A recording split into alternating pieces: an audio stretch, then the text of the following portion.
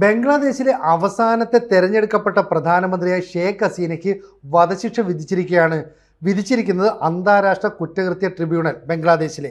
ഈ വിധി തികച്ചും രാഷ്ട്രീയ പ്രേരിതമാണെന്നാണ് ഷേഖ് ഹസീന പ്രതികരിച്ചത്. 78 വയസ്സുള്ള തന്നെ വധശിക്ഷയ്ക്ക് വിധിക്കാനുള്ള ജനാധിപത്യപരമായിട്ടുള്ള യാതൊരു അവകാശവും ഈ ട്രിബ്യൂണലിനില്ല. മാത്രമല്ല, തൻ്റെ വാദങ്ങൾ കേൾക്കാൻ പോലും അവർ തയ്യാറായിട്ടില്ല. അങ്ങനെയുള്ള ഒരു കോടതി ജനാധിപത്യപരമായിട്ട് നിലനിൽക്കുന്നതല്ല. ആ വിധിയെ താൻ അംഗീകരിക്കുന്നില്ല. മാത്രമല്ല, തൻ്റെ അസാന്നിധ്യത്തിൽ നടന്ന വിചാരണ നടപടികളെ രൂക്ഷമായി വിമർശിക്കുകയും ചെയ്തു. കോടതിയിൽ സ്വയം പ്രതിരോധിക്കാൻ ന്യായമായ അവകാശമുണ്ടായിട്ടും അത് തരുന്നില്ല. ഇവിടെയാണ് അവിടുത്തെ മുഹമ്മദ് താജുൽ ഇസ്ലാം എന്ന് പറയുന്ന ചീഫ് പ്രോസിക്യൂട്ടർ നേരത്തെ എടുത്ത നിലപാട് ശ്രദ്ധിക്കേണ്ടത്.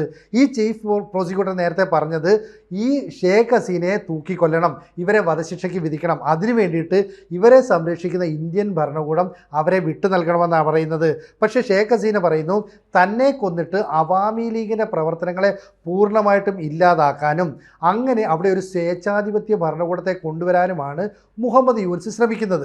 ഇത് ഒരുപക്ഷെ ഈ ജമാഅത്ത് ഇസ്ലാമിയുടെ പ്ലാൻ ആയിരിക്കും. അപ്പോൾ ബംഗ്ലാദേശിൽ അവസാനമായി തിരഞ്ഞെടുക്കപ്പെട്ട പ്രധാനമന്ത്രി എന്ന നിലയിൽ തനിക്ക് ഇപ്പോഴും അവകാശങ്ങളും അധികാരങ്ങളുമുണ്ട്. മുഹമ്മദ് യൂനിസ് ഭരണഘടനാ വിരുദ്ധമായ നിലപാടുകളും ഭീകരവാദ ശക്തികളുടെ പിന്തുണയോടുകൂടി അവിടെ ജനാധിപത്യ ശ്രമങ്ങളെ അടിച്ചമർത്തുകയാണ്. വിദ്യാർത്ഥികൾ, ഡോക്ടേഴ്സ്, അധ്യാപകർ, ഈ ടൈലേഴ്സ് ഇവരൊക്കെ നടത്തുന്ന സമരങ്ങളെ പൂർണ്ണമായിട്ടും അടിച്ചമർത്തുകയാണ്. അപ്പോൾ യൂനിസിൻ്റെ സൈന്യം രാജ്യത്തുടനീളം പ്രതികാര ആക്രമണങ്ങൾ നടത്തുന്നു. ഈ അവാമി ലീഗിൻ്റെ പ്രവർത്തകരുടെ വീടുകൾ തീ വെച്ച് നശിപ്പിക്കുന്നു, കടകൾ കൊള്ളയടിക്കുന്നു. 100ലധികം വീടുകളും കടകളുമാണ് ഇങ്ങനെ നഷ്ടപ്പെട്ടതെന്ന് പറയുന്നു. അപ്പം നിഷ്പക്ഷമായ ഒരു അന്താരാഷ്ട്ര നീതിന്യായ കോടതിക്ക് മുമ്പിൽ വിധി കേൾക്കാൻ ഞാൻ തയ്യാറാണ്, അല്ലെങ്കിൽ വിചാരണയ്ക്ക് തയ്യാറാണ്. അവിടെ തൻ്റെ നിലപാടുകൾ താൻ വിശദീകരിച്ചു കൊള്ളാമെന്നും പറയുന്നു. അല്ലാതെ ഈ ട്രിബ്യൂണലിൻ്റെ ആരോപണത്തെ അല്ലെങ്കിൽ വിധിയെ താൻ പൂർണ്ണമായിട്ടും തള്ളിക്കളയുന്നു എന്നാണ് പറയുന്നത്. ഇവർക്കെതിരെയുള്ള ആരോപണം കൂടെ നോക്കണം. അതായത് ഷേഖ് ഹസീന സർക്കാരിനെ പുറത്താക്കാൻ വേണ്ടിയിട്ട് ഒരു ജൻസി കലാപം സൃഷ്ടിക്കുന്നു. ഈ ജൻസി കലാപം ജൂലൈ 15 മുതൽ ഓഗസ്റ്റ് 15 വരെ ഒരു മാസത്തോളം നീണ്ടു നിൽക്കുന്നു. ജൂലൈ പ്രക്ഷോഭം എന്നാണ് അതിന് പേരിട്ടിരിക്കുന്നത്. ഇതിനെ നേരിടാൻ ആർമിയെയും പോലീസിനെയും ഷേഖ് ഹസീന ഭരണകൂടം നിയോഗിക്കുന്നു. അങ്ങനെ പരസ്പരമുള്ള ഏറ്റുമുട്ടലിൽ 1400ഓളം പേർ കൊല്ലപ്പെടുന്നു. അങ്ങനെ അക്രമത്തിന് പ്രേരിപ്പിച്ചു, പ്രതിഷേധക്കാരെ കൊല്ലാൻ ഉത്തരവിട്ടു, വ്യാപകമായ അതിക്രമങ്ങൾ തടയുന്നതിൽ പരാജയപ്പെട്ടു തുടങ്ങിയ കുറ്റങ്ങൾ ചുമത്തിയാണ് 78 വയസ്സുള്ള ഷേഖ് ഹസീനയെ ഇപ്പോൾ വധശിക്ഷയ്ക്ക് വിധിച്ചിരിക്കുന്നത്. എന്നാൽ ഈ നിലപാടുകൾ പൂർണ്ണമായും തെറ്റാണെന്നും താൻ നിഷ്പക്ഷമായ മറ്റൊരു ഇൻ്റർനാഷണൽ കോടതിക്ക് മുമ്പിൽ ഹാജരാകാമെന്നും പറയുന്നുണ്ട്. ഇവിടെ മുഹമ്മദ് യൂനിസിന് ആ രാജ്യത്തെ ഭരണാധികാരിയായി മാറാൻ ആഗ്രഹമുണ്ടെന്നും ഈ ജമാഅത്ത് ഇസ്ലാമിയുടെ പിന്തുണയോടുകൂടി ബംഗ്ലാദേശ് പാകിസ്ഥാനും തുർക്കിക്കും വേണ്ടി പ്രവർത്തിക്കുമെന്നും കരുതുന്നുണ്ട്. ഇനി മറ്റൊരു കാര്യമുണ്ട്. കാരണം ഇന്ത്യൻ ഭരണകൂടം വേണം ഷേഖ് ഹസീനെ ബംഗ്ലാദേശിലേക്ക് വിട്ടുകൊടുക്കാൻ. പക്ഷേ ഇന്ത്യയിലെ ചെങ്കോട്ടയിൽ നടന്ന ആക്രമണത്തിന് ചുക്കാൻ പിടിച്ചത് ബംഗ്ലാദേശ് ആണെന്നുള്ള ചില വിവരങ്ങളൊക്കെ ഇപ്പോൾ പുറത്തു വന്നിട്ടുണ്ട്. ബംഗ്ലാദേശിൽ പഠിച്ചിറങ്ങിയ ഒരു ഡോക്ടറാണ് ഇന്ത്യയിൽ ഈ ആസൂത്രണം നടത്തിയ ഡോക്ടർമാരുമായിട്ട് എപ്പോഴും സമ്പർക്കം പുലർത്തിയത്. അങ്ങനെയാണെങ്കിൽ ബംഗ്ലാദേശിലെ ചില ഡോക്ടേഴ്സും ഇന്ത്യയിൽ നടത്തിയ സ്ഫോടനത്തിൽ പങ്കുണ്ടെന്ന് വ്യക്തമായി. മാത്രമല്ല, ഉക്കാസ എന്ന് പറയുന്ന കോഡ് നാമത്തിൽ അറിയപ്പെടുന്ന വ്യക്തിയോ അല്ലെങ്കിൽ ഗ്രൂപ്പോ ഇതിൽ കൃത്യമായ ഒരു ആസൂത്രണം ബംഗ്ലാദേശ് തലസ്ഥാനമായ ധാക്കയിൽ നടത്തിയിരുന്നു.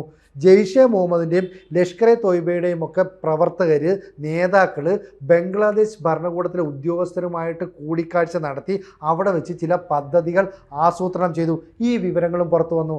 അങ്ങനെ ഒന്നിനു പുറകെ ഒന്നായിട്ട് ഈ വിവരങ്ങളെല്ലാം പുറത്തു വന്നതോടുകൂടി ബംഗ്ലാദേശിന് നേരെ ഇന്ത്യ ഒരു ആക്രമണത്തിന് തയ്യാറാണ് എന്നതിൻ്റെ സൂചനകൾ വരുന്നു.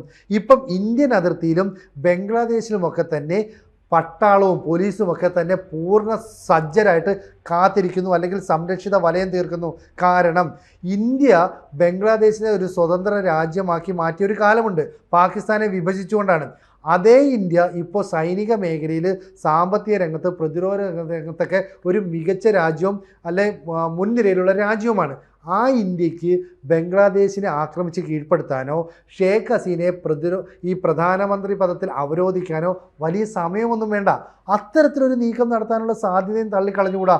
അതുകൊണ്ട് തന്നെ ബംഗ്ലാദേശ് ഏത് നിമിഷവും ഇന്ത്യയുടെ ഭാഗത്തുനിന്ന് ഒരു ആക്രമണം പ്രതീക്ഷിക്കുന്നുണ്ട്. മാത്രമല്ല, തുർക്കി, പാകിസ്ഥാൻ എന്നീ രാജ്യങ്ങളുടെ സൈനിക സാമ്പത്തിക സഹായം ബംഗ്ലാദേശ് ലഭിക്കുന്നു. പാകിസ്ഥാൻ നൽകിയ 40 കിലോ RDX ഇന്ത്യയിലേക്ക് എത്തിച്ചത് ബംഗ്ലാദേശാണെന്ന് പറയുന്നു. ചുരുക്കം പറഞ്ഞാൽ ഷേഖ് ഹസീനയ്ക്കെതിരായിട്ടുള്ള ഒരു വിധി വന്നതോടുകൂടി ഇന്ത്യ വീണ്ടും ബംഗ്ലാദേശിനെ ആക്രമിക്കാനുള്ള സാധ്യത കൂടി വരികയാണ്. കാരണം ഷേഖ് ഹസീനയെ വിട്ടു നൽകണമെന്നാവശ്യപ്പെട്ട് ഇന്ത്യക്ക് നേരെ ഭീഷണി മുഴക്കാൻ ഇനി ബംഗ്ലാദേശ് മടിക്കില്ല. അങ്ങനെ ചെയ്താൽ ബ്ലാക്ക് മെയിലിംഗ് തന്ത്രങ്ങളെ ഒന്നും ഞങ്ങൾ ഭയപ്പെടില്ല എന്ന് ഇന്ത്യയുടെ കരസേനാ മേധാവി ഇന്ന് വ്യക്തമാക്കുകയും ചെയ്തു. ആ കരസേനാ മേധാവി പറഞ്ഞത് ഓപ്പറേഷൻ സിന്ദൂർ പോലെ 3-4 ദിവസമായിരിക്കില്ല ഇനി ഞങ്ങളുടെ ആക്രമണം, അത് 3-4 വർഷം നീണ്ടു നിൽക്കുന്ന യുദ്ധമാണ്, അതിനു വേണ്ടിയിട്ടുള്ള സൈന്യം സജ്ജമാണെന്നും പറയുന്നുണ്ട്. ഈ ബംഗ്ലാദേശ് ഇന്ത്യക്ക് വലിയ ഭീഷണിയാണ് എന്നുള്ള കാര്യത്തിൽ സംശയമൊന്നും വേണ്ട. ഇപ്പോൾ കഴിഞ്ഞ കുറച്ചു കാലമായിട്ടാ ഷേഖ് ഹസീന ഭരണത്തിലിരുന്നപ്പോൾ ഇന്ത്യയുമായിട്ട് നല്ല ബന്ധമായിരുന്നു. പിന്നീട് മുഹമ്മദ് യൂനിസ് വന്നപ്പോൾ ഈ ബന്ധമൊക്കെ അവസാനിക്കുകയും ഇന്ത്യൻ അതിർത്തികളിൽ പ്രകോപനം സൃഷ്ടിക്കുകയും ചെയ്തു. എന്തിന്? ഈ ചിക്കൻ നെക്ക് ഉൾപ്പെടെയുള്ള മേഖല പിടിച്ചെടുക്കാമെന്ന് പറഞ്ഞ് ചൈനയെ പോയി സ്വാധീനിക്കാൻ ശ്രമിച്ച രാജ്യമാണ്. ഇവിടെ വൈകുന്നേരം ഒരു 6:55 ചെങ്കോട്ടയ്ക്ക് സമീപം ഒരു സ്ഫോടനം നടക്കുന്നു. ഈ സ്ഫോടനം നടന്നതിന് ശേഷം മണിക്കൂറുകൾക്കുള്ളിൽ ബംഗ്ലാദേശിൽ 13 ഇടത്താണ് സ്ഫോടനം നടന്നത്. അതായത് മുഹമ്മദ് യൂനിസിൻ്റെ നേതൃത്വത്തിലുള്ള ഗ്രാമീൺ ബാങ്കിൻ്റെ ഹെഡ് ഓഫീസിന് സമീപത്ത് തുടങ്ങി പല മേഖലകളിൽ ആക്രമണം നടന്നു. ഇസ്ലാമാബാദിൽ ഒരു കോടതിയിൽ കാർ ബോംബ് സ്ഫോടനത്തിൽ 12 പേർ കൊല്ലപ്പെട്ടു. എന്ന് പറഞ്ഞാൽ ഇന്ത്യയെ ചെറുതായിട്ടൊന്ന് ചൊറിയാൻ ശ്രമിച്ചപ്പോൾ അജ്ഞാതർ ബംഗ്ലാദേശിൽ സ്ഫോടന പരമ്പര തന്നെ സൃഷ്ടിച്ചു. അങ്ങനെയാണെങ്കിൽ ഇന്ത്യൻ സൈന്യം ഒന്ന് തുനിഞ്ഞിറങ്ങിയാൽ എന്തൊക്കെ നാശനഷ്ടങ്ങളായിരിക്കും ആ രാജ്യത്തിന് സംഭവിക്കാൻ പോവുക. മാത്രമല്ല ചിക്കൻ നെക്ക് മേഖലയിൽ ബംഗ്ലാദേശിൻ്റെ കടന്നുകയറ്റം തീരെ ഇഷ്ടപ്പെടാതിരുന്ന ഇന്ത്യ ആ മേഖലയിൽ വിപുലമായ സൈന്യത്തെ വിന്യസിച്ച് കഴിഞ്ഞിട്ടുണ്ട്. ഏതെങ്കിലും തരത്തിലുള്ള പ്രതികരണം ഉണ്ടായാൽ അവിടെയും ആക്രമണം ഉണ്ടാകാം. ഇവിടെ തുർക്കിയുടെ അല്ലെങ്കിൽ പാകിസ്ഥാൻ്റെയൊക്കെ സഹായം കിട്ടുമെന്നാണ് ബംഗ്ലാദേശിൻ്റെ താൽക്കാലിക ഭരണാധികാരി എന്നറിയപ്പെടുന്ന മുഹമ്മദ് യൂനിസിൻ്റെ പ്രതീക്ഷ. മാത്രമല്ല ഈ ജമാഅത്ത് ഇസ്ലാമിയുടെ പിന്തുണയോടുകൂടി തനിക്ക് അവിടുത്തെ സ്ഥിരം ഭരണാധികാരി ആകാൻ കഴിയുമെന്നും പ്രതീക്ഷിക്കുന്നു.